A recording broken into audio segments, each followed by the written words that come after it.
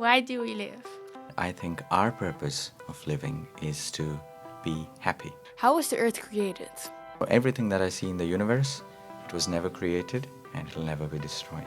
Everything that I see around undergoes a cycle of change. What came first? The egg or the chicken? Or let me ask a vegetarian question to it. What came first? The seed or the plant? Yeah, I really don't know. I think no one knows. No Answer one is knows for very sure. simple.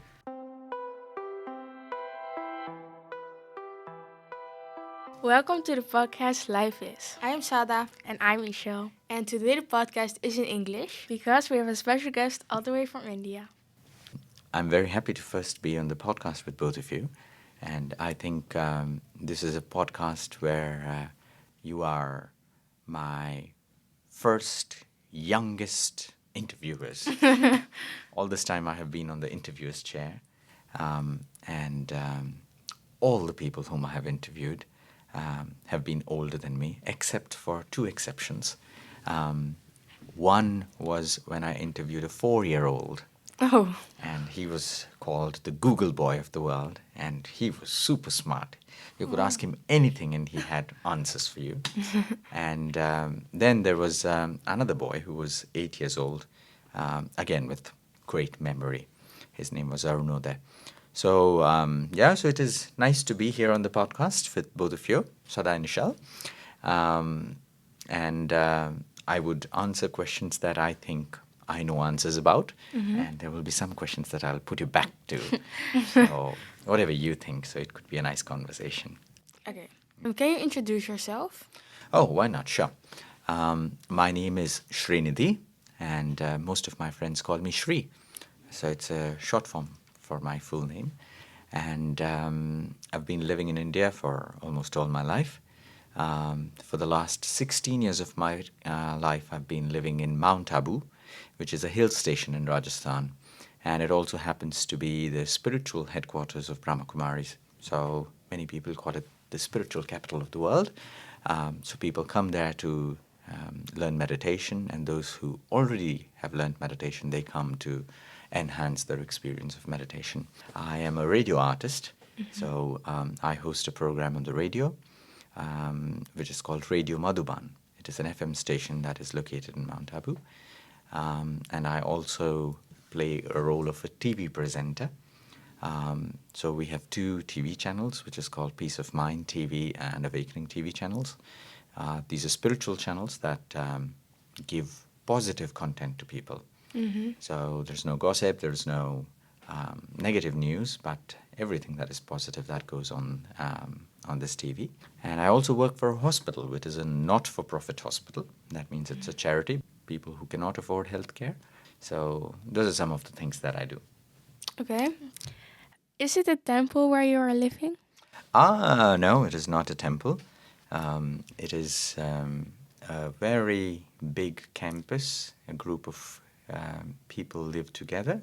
I would say it is a community living. So the Brahma Kumaris is a worldwide network of people who help each other learn meditation to lead a positive and uplifting life.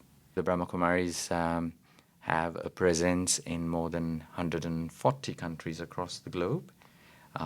There are more than 5,500 centers that work dedicatedly to helping people to learn Raj Yoga meditation. And here also in Holland, there are more than 10 centers. So people go and learn meditation there. They like to give it out to other people also. They want to pass on the benefits. How would you complete the sentence life is? One of the easiest statements that comes to my mind is life is wonderful. And I think each one of us, if we look at our lives, we have many things that we can wonder upon, ponder upon, to be surprised at our own lives that we have worked out to be doing so many different things. You have so many different friends, you have people who love you, and it is really amazing how many experiences you can have in this life. Yeah. And when I say life is wonderful, it has been true for me. because I never imagined that I would be living in Mount Abu. I never imagined that I would be working for a radio or a television channel. I wouldn't be imagining that I would be traveling here all the way to Holland. Yeah. And this is wonderful, of course, Yeah. to get to go to different corners of the world, to meet different people, and to have so many different experiences in life. And each one is surprising, and it is wonderful. Okay. Let's start with the most important question. Uh-huh. Why do we live? Why do we live? It's an interesting question when you say, why do you live? Because everybody would say, everybody lives. Yeah. So why should that be a question, is what it would feel like. But I think the question has a deeper question to it. It means, why are we living? Yeah. What is the purpose of our life? And I think each one of us, each human being, even everything in the nature that we look at has a purpose. And I think our purpose of living is to be happy. And when I say just be happy, it does not mean that I only care for my happiness. It means that when I am happy, I make others happy too. Yeah. So I think the purpose of life is to be happy and to spread happiness. And I think most of the people, if they realize that we're not just looking for our happiness, but we're also trying to bring happiness to others, then we might be having a more fulfilling life. Yeah. For example, you go to school, and let's say your teacher is not so happy today. Yeah. And do you think the class will be happy? No. No. Definitely not. So it is a basic understanding that we all should understand, that I remain happy and I remain that source of happiness to others. Yeah. Even though I don't do anything, by just being happy, I spread happiness around. Yeah. Do you spread happiness around? I think so. I'm not really I'm never in a bad, how do you call it? Mood. A bad mood. Yeah. Yeah, I always just smile and yeah. Yeah. Wonderful. That's how one should be, always smiling. Yeah. Yeah. Yeah, me too. Mm. I'm not being mad for 2 people or something. Yeah. Yeah. So the more time that you spend being happy, the less time you're sad and the less time you're mad. So one should focus on that happy part. Yeah. And if I start doing that, then everything else will fall into picture. Yes. How do you meditate? When I sit to meditate, I think that I am trying to be more peaceful, more kind, more happy, more calm, more composed, more in the present moment, Mm-hmm. more relaxed, and more focused. That is why people meditate. So when you're trying to do that, there are other things that come to your mind. Yeah. The moment I sit and I say, I am peaceful, and I bring peace around me, and suddenly there is a dog barking, and I go, what? I'm starting to practice peace, and here there is a dog barking. So those kind of distractions happen to people. Yeah. Sometimes these distractions are physical, like a physical sound that might distract you. You're trying to sit and meditate, somebody walks into the room, and sometimes the distraction is just our mind Yeah. playing a mind Yeah. game where I think about pizza or football or why did my friend not call me? Anything Yeah. of that sort. But do you think of nothing or just positive things? When you meditate, it is an art of calming your mind down. And to understand what meditation is, let me give you an example. You've seen the ocean? Yeah. Yes. So there are waves in the ocean. Yeah. Is there a time of point in a day where there are no waves in the ocean? No. No. No. Because if it is an ocean, it is constantly generating waves. A similar thing happens to our mind too. Our mind is also like an ocean. Mm-hmm. So it constantly creates thoughts because Yeah. that is its purpose. That is its job, thinking. And I create thoughts all around the day. Even when I'm sleeping, I'm still thinking. Yeah, dreaming. dreaming. Yeah. Yeah. So there is never a state of not having a thought at all. Yeah.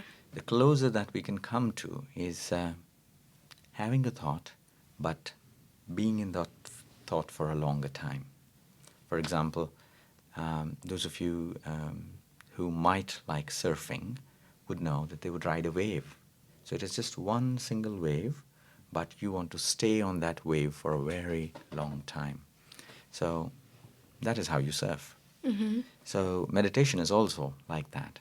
So you take on one thought and you try to remain on that thought for a longer time. Oh, yeah. It's as good as riding on that thought wave for a very long time. Yeah. And it happens to all of us because, even if some people might say, I don't know how to meditate, but in reality, they do. Because sometimes you're sitting in the class because you go to school Mm-hmm. and your teacher is teaching and talking about something and you are just there, but you are not there. Yeah. Yeah. You're somewhere else. Yeah. And when the bell rings, you say, oh, class over? Yeah. Where was I? Yeah. I always thought that you have to think of nothing, like nothing. Yeah. And it's not possible for me. It is not possible for anyone No. because there is nothing called nothing. Yeah. So when you say, I want to think about nothing, what is that nothing? Yeah? Yeah. So since the mind constantly creates thoughts, you are thinking about one thing or the other. Yeah? But when you come to this state of mind where you ride one wave for a very long time, you feel like nothing. Mm. You feel relaxed, as if you were just having only one thought in your mind. So is meditating almost the same as dreaming, actually? You can say so. You can say so. But more than dreaming, I would say meditation is like sleeping. Sleep relaxes you. It gives you freshness. So how does sleep actually do this? When we sleep, slowly, our mind slows down its thinking process. The number of thoughts that we create in a minute go down, Mm-hmm. if you want to measure them. What meditation does is it does the same thing that sleep does. But when you sleep, you fall asleep without knowing. Yeah. So it is more, let's say, it's an unconscious meditation. But in meditation, it is a conscious sleep. That means you consciously try to lower the number of thoughts you are creating. That way, you're saving your mind's energy. So by doing meditation regularly, you are no longer tired. Mm. You could do more in less time because your mind is focused, it is relaxed, and also you could work more. I have known meditators who could work for 18 hours a day and they could get just a little amount of sleep. That's a lot. Yeah, because their mind was not overworked. They would relax their mind in between, re-energize it, and they would be ready for the next task. So that is what meditation might help you to do. And moving on to the next question, what does God mean to you? This is an interesting question because many people would give many different answers for this. Yeah. Because everybody has their own belief system. Some people believe in someone as God, and some people believe someone else as God. And some people might say there is no God. There are also people who do not believe in a God. So the different ways of looking at it. But when you come to what I believe in and how I see God as a loving light, just like the point of light that you see here. And God is, many people might want to call him a he or a she, and we would want to put a gender bracket to God because we see ourselves into that gender bracket, so we also want to put others into that gender bracket. But God says, no, you have put yourself into these brackets of saying, I am a boy, I'm a girl, I'm an architect, I'm a doctor, I'm a student, I am young, I am old, I am black, somebody's Caucasian, different labels that we would want to put on people. But God says, all of this label is superficial because you are just like me. Mm-hmm. God is love. God is peace. God is kindness. So, across religions in the world, people have attributed these qualities to God as a giver, as a source. So, I see God as that source, as the creator of all things good. So, just like we want to be happy, God also wants us to be happy. Why? Is because just like your mom and dad would want you to be happy, Yeah. because they're your parents, God is also parent for everyone in the world, no matter whether they believe in Him or not, whether they know Him or not. And again, when I say Him, it is just a way of saying, putting into a bracket. Mm-hmm. But just seeing God as a parent and understanding that relationship, that I am a child of God, and everything that belongs to my parent invariably belongs to me. Yeah. If God is full of love, I am also full of love. If God is full of peace, I am also full of peace. If God is full of kindness, and I am also full of kindness. And when I remind myself of this relationship that I have, then I become more powerful, I become more peaceful, I become more loveful, because I know that I'm not alone. Yeah. Because I have my parent with me, even though I cannot see that parent, but that presence is visible around me. That somebody's there to protect me, take care of me. It's like this, when you go to school, you might not have your parents around in the school, but you know that even when your parents are not around, they still love you. Yeah. They still care for you. And if something happens, they will still protect you. Yes. So that's the same with God, because we want to see God with physical eyes, and God says, no. Just like you cannot see love, just how you cannot see peace or kindness. It is not visible. It is an emotion. It is something that is internal. So God is also something to be experienced, not to be seen or felt. Yeah. So that is how I see God. See Him as my parent, as a source of all things good, and He's constantly giving. And I connect to God and take whatever I want. Okay. Next question. Mm-hmm. What are humans? Made of flesh and blood. When you look at human beings as flesh and blood, of course there are a lot of differences that you can see. Yeah. Even though we have same physical features, but there is a lot of difference. For example, like hair, somebody might have a different eye color, somebody might have a different skin tone, somebody might be young, somebody might be old, somebody might be educated, somebody might be uneducated, somebody might be employed, somebody might be unemployed, somebody could be a boy, somebody could be a girl, an old woman, an old man, different things. So all of this is our physical flesh and blood. When you see it, you see a lot of difference. But I don't see human beings as just flesh and blood. I see them as two things. The word human being has two parts to it. The first part is human, Mm-hmm. and the other part is Being. being. So when I say human, what is human? The body is human. Yeah. Yeah? It is the human body. Whatever is visible, I say, this is the human body. Yeah. But the being part is invisible. Yeah. It is something that I cannot see. Yeah. It is who I really am. And here is where the invisible becomes important. And spirituality teaches you that you are this invisible spirit. You cannot be seen through these eyes. But inside, this being part is made up of love, made up of peace, made up of power, purity, knowledge.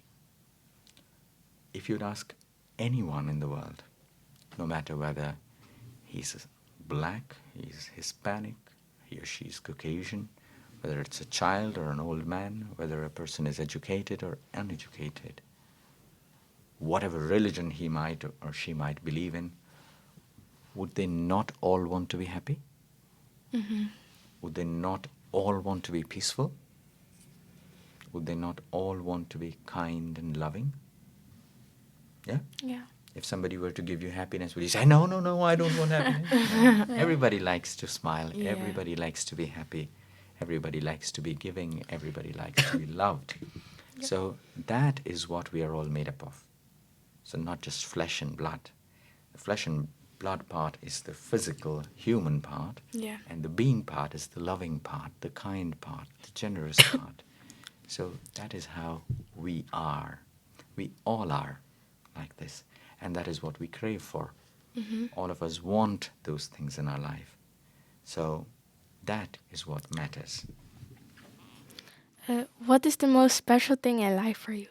There are many special things, but I think at the moment, if I can think of, is the me time that I have for myself. Yeah. I think it is very special for me because when I take time out for myself, I am not looking at my phone, I'm not playing games, or I'm not busy watching a movie or a web series. No, when I say me time, this is the time that I spend with myself. It is a space where I give time to myself to be peaceful, to be loving, to be who I really am, to chill out with myself. So in this space, I don't need anything for me to feel special. Yeah. It is just about being myself. It gives me everything that I want. So I think that is a very special thing for me. How was the earth created? Now you bring me to an existential question. Many people have said many different things about how Earth was created, and there are many theories to it. And Yeah. when I say theories, it means it is just people's thoughts about it, that how they thought it was created. Nobody knows for sure how it was created. So there is a theory of creation, there is a theory of evolution. There's some people who would say God created the world, and some people say there was a Big Bang theory, and a Big Bang happened, and that is how the universe exploded and came into being. Mm-hmm. So there are different theories, and the good part is they're still theories. Yeah. So No still one work in knows. progress. Now I'll tell you about what I think how the world was created. Mm-hmm. I think the world is eternal. Just like science would say, matter was neither created and it's nor destroyed. This is what science says. So everything that I see in the universe, it was never created and it'll never be destroyed. But matter changes its form. So it's like this, that everything that I see around undergoes a cycle of change. Mm-hmm. For example, when it is morning, it does not remain morning forever. No. Slowly it changes into midday, then afternoon, then evening, then night, and again comes the next morning. So there is a cycle to it. Yeah. So everything in nature goes through cycle, whether it is water. And the water that we see today is in the liquid form, in the rivers or in the streams, and slowly it goes and meets the ocean, and in the ocean it heats up, it becomes water vapor, and that water vapor becomes cloud, And rain and down. it rains again, and it comes to the streams and the rivers, and the cycle of water continues.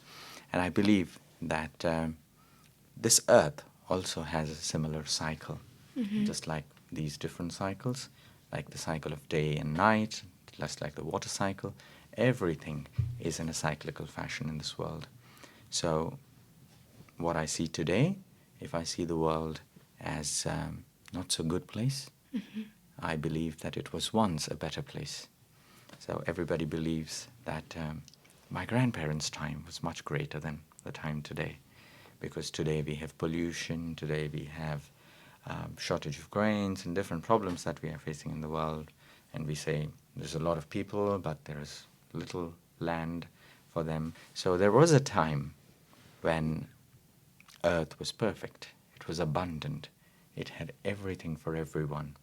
But slowly, slowly, human greed took over. More and more people started coming, and they started abusing nature. Yeah. But this is not going to be like this forever. Because the cycle tells us a story that the night is never going to be long. If it is the night, that means in a few moments it would be day again. Yeah. It would be morning again. And then the same cycle continues. So this earth, this planet, or this world as we see it, is also like a stage where we all come and we play our parts like actors on the stage, but this is a constant play. You continue playing, and at the end of the play, you go back home, and then the new play begins again on the same place. The stage is reset again, just like how morning, afternoon, evening, night will make way again to a new morning. That is how the planet or the world that we live also goes in the cycle. A good example to give would be, what came first, the egg or the chicken? Or let me ask a vegetarian question to it. What came first, the seed or the plant? Yeah, I really don't know. I think no one knows. The No answer one is knows for very sure. simple. The answer is it's a cycle. Hmm. The chicken lays an egg, and from that egg comes a new chicken, and then it lays an egg again. Similarly, the tree of life, or the tree of this world, has a seed. From the seed grows a plant. That plant slowly grows into a tree, has many branches, and it has an age. Once it comes to an age when it has all leaves that had to come on it, the plant slowly starts withering. It loses its leaves, it becomes dry, and it produces another seed at the end, and that gives birth to a new tree. Yeah. This is the cycle of life, and this is how the world runs, and that is what I believe. So it is time, if you think that something is not good, something is not perfect, something is not abundant, it means that it is getting there. It is in the process of rejuvenating. When you see the old tree, it gives me hope that the new one is about to come. Is there anything you want to add to say to the viewers? Of course, I have quite a few many things, but I would like to ask a few questions to you too, because you both have been wonderful interviewers.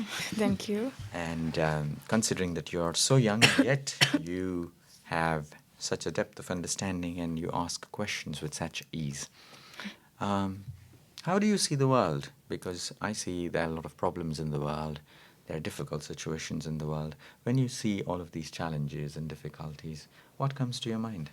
I usually don't look at it because I want to focus on the good things in life. Because if you look at the bad things, you're gonna like stress a lot and think of the bad things. Because like when someone says like something bad about you, you usually remember that and not the good things that people said about you. So you don't have to like focus on the bad things but the good things. Mm-hmm.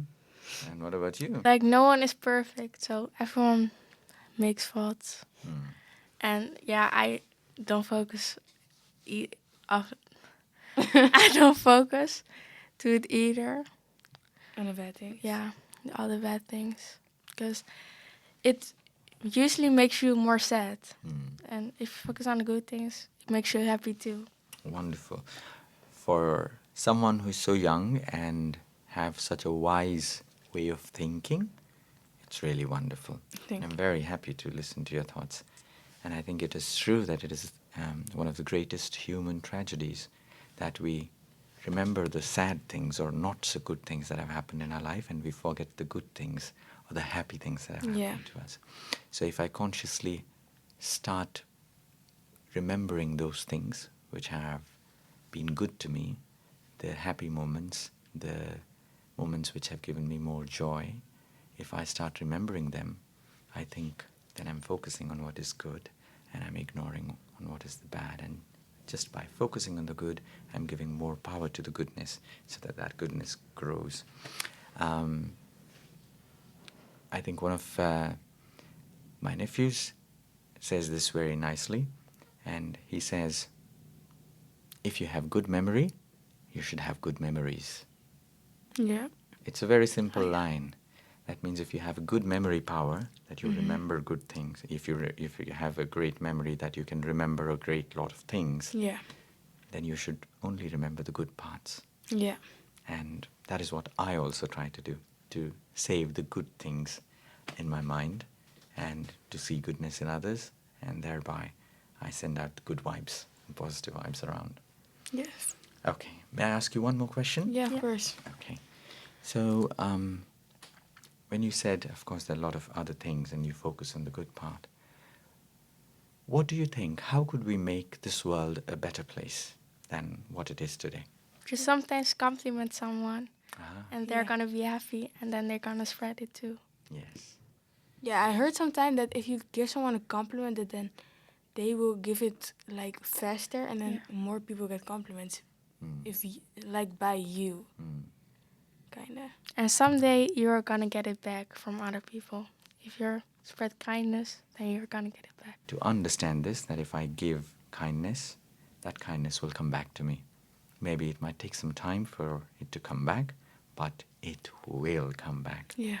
And when I believe in this, this is what people call karma. And in India, people believe in it more than anything else. Even if they might not believe in God, they would believe in karma. And they would continue to do good actions, continue to give compliments, give love, peace, appreciation, do a kind act, and knowing that whenever the time is right, it will come back to us. And they're not expecting it, but they're knowing it by just giving, we are going to get it back. So giving is receiving. That is something wonderful to come from both of you, Sada and Michelle.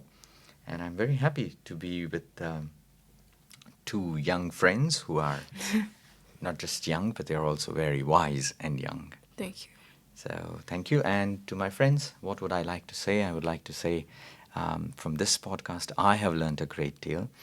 I have learned this thing that it is not important for you to be old to learn something wise, to learn something important, and to be a change maker.